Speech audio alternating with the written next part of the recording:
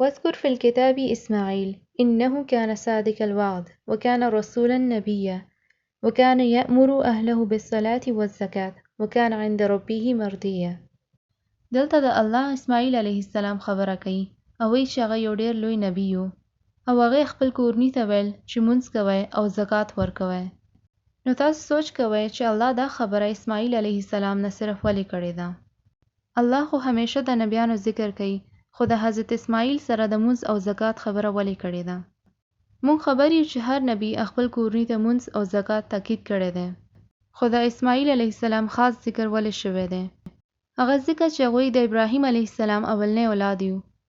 امونږ اسماعیل علیه السلام له ابراهیم علیه السلام سره ځکه ملاو چې هغوی دعا کړې وه چې رب جعلني مقیم الصلاة ومن ذریتي. نو الله مونږ ته وایي چې څنګه ابراهیم علیه السلام دعا هغوی پوره کړې وه چې کله هغوی ویل یا الله ماته د لمونځ قایمولو والا جوړ کړي او زما د اولاد له لمونځ قایمولو والا جوړ کړي. نو دا انعام حضرت اسماعیل ته الله ورکړی و، نو ځکه هغوی خپل کورنۍ ته مونځ کول نه ویل.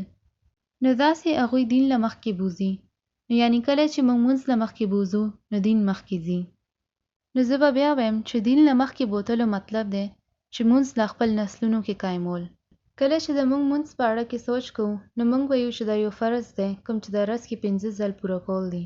خو کله چې موږ قرآن ته وګورو نو هغې کې الله موږ ته وایي چې د مونځ ابراهیم علیه السلام میراث دی. نو کله چې د موږ حضرت ابراهیم علیه السلام ژوند ته وګورو نو کوم شیانو چې هغوی خواهش کړی و چې خلک هغوی اطاعت وکړي نو هغې کې مونځ ټولو کې اول راځي. نو دا چې کوم مونځ دی دا د زموږ د دین ټولو کې هم ستنه ده. نو که تاسو سره مونځ نشته نو بیا هیڅ نشته. او تاسو وګورئ چې کله الله به قیامت پر ورځ موږ ټولو له یو ځل بیا ژوندی کوي نو دا ټول خلک به څه وایي چې موږ د دنیا کې څومره وخت تیر کو؟ نو ټول به وایي چې موږ خو دنیا کې بس صرف یو ورځ تیره کړې ده. او د یو ورځ کې څه راځي؟ ان الصلاة كانت على المؤمنین کتابا موقوتا. چې زموږ ژوند د یو مونځ نه دویم مونځ، دویم مونځ نه دریم مونځ، دریم نه څلورم او څلورم نه پنځم مونځ پورې یو. نو د یو مسلمان ذهن کې د ورځ څنګه تیریږي؟ نو هغه چې کله وخت ته ګوري نو هغه دا نه وایي چې 1 بجې، 2 بجې، 3 بجې، 4 او 5 بجې، بلکې هغه وایي چې د ماسپښین مونځ نه وروستو، د ماښام مونځ نه وروستو او د مازدیګر مونځ نه وروستو.